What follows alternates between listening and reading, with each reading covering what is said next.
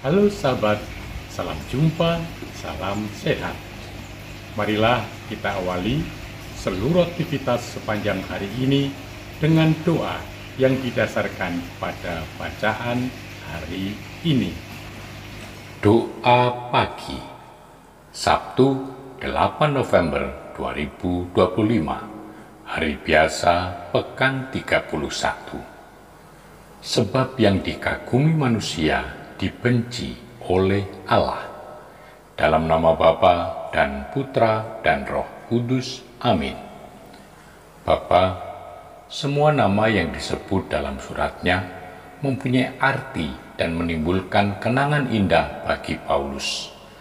Jajaran nama mulai dari Priska, Aquila, dengan teman sekerja lainnya, orang-orang yang berjasa bagi jemaah, ada si penulis surat, ada orang yang memberi tumpangan, semua itu benih-benih yang diperoleh dari panenan yang pertama dari ladangmu yang tersebar di mana-mana. Mereka terkumpul di Roma, tidak hanya sebagai pusat kekaisaran Roma, tetapi lambat laun, diam-diam, Roma menjadi pusat gereja Kristen Romawi. Kekuatan Injil menyebar kemana-mana, tetapi semua gereja para rasul mengakui kedudukan Petrus di Roma sebagai ketua. Kenyataan ini nampak dalam setiap pernyataan Paulus ini, terbukti dari sejarah gereja sejak semula dan berulang-ulang ditandaskan oleh tradisi para bapa gereja. Dan gereja dalam kesatuan inilah yang memenuhi harapan Kristus dalam doanya kepadamu menjadi kemuliaanmu untuk selamanya.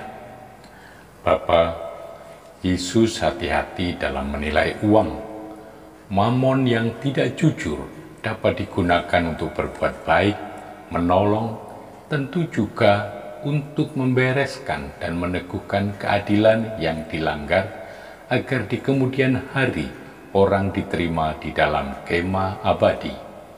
Mamon yang tidak jujur dapat digunakan untuk menguji kesetiaan.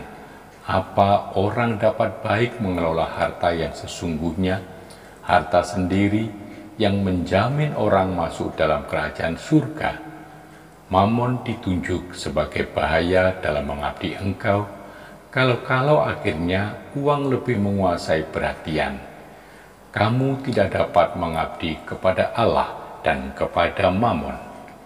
Yesus mempunyai pengalaman, ada si pemuda kaya, dan dalam banyak perumpamaan, khusus Lukas menunjukkan bahaya kekayaan ini.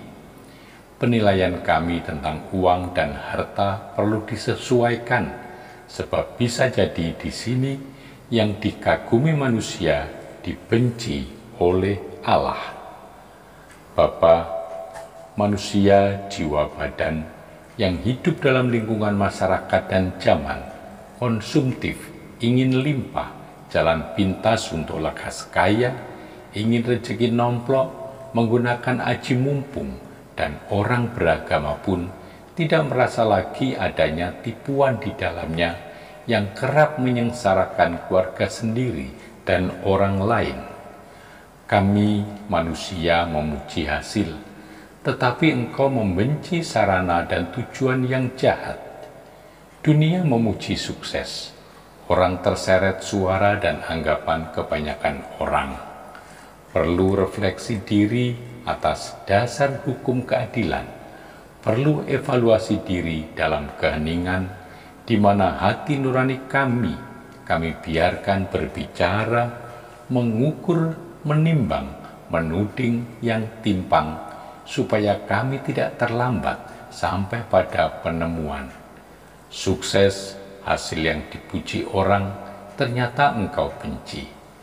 Lagi-lagi kami tidak pernah mendengar teguran yang berwibawa karena contoh teladan keadilan, kejujuran, dan kebersihannya.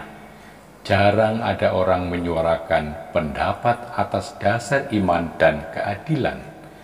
Kami harus menjadi saksi kejujuran bersih, penegak keadilan atas dasar iman akan dikau, dan cinta akan sesama yang kecil dan tak bersuara. Bapa Maha Baik, Engkau menyatakan misteri kasih-Mu kepada kami dalam diri Yesus Kristus Putra-Mu yang tunggal. Semoga hidup kami memperlihatkan bakti setia kami kepada sabda-Mu yang membawa kehidupan dan kebebasan, sebab Dialah yang hidup dan berkuasa, kini dan selama-lamanya. Amin.